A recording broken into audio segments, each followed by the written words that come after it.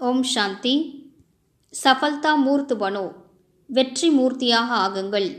जैसे आजकल के ज़माने में पैर के नीचे पहिए लगाकर दौड़ते हैं, वो कितने हल्के होते हैं। தற்கால உலகில் பாதங்களுக்கு கீழே சக்கரத்தை கட்டிக்கொண்டு ஓடுகிறார்கள். அவர்கள் மிகவும் லேசாக இருக்கிறார்கள். உன்கி ரஃப்தார் தேஜ் हो जाती है. அவர்களது வேகம் தீவிரமாகிறது. तो जब बाप चला रहा है तो श्रीमत के पहिए लगने से स्वतः ही पुरुषार्थ की रफ्तार तेज हो जाएगी और सफलता मिलती रहेगी.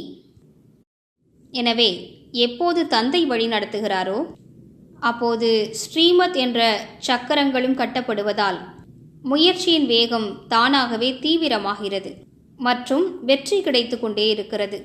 सेवा में कोई भी कदम उठाते हो तो 3 बातें सदा स्मृति में रखो.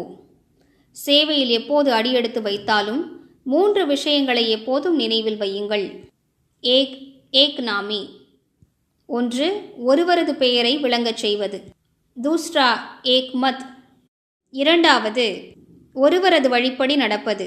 தீஸ்ரா இகானமி, மூன்றாவது சிக்கனமாக இருப்பது.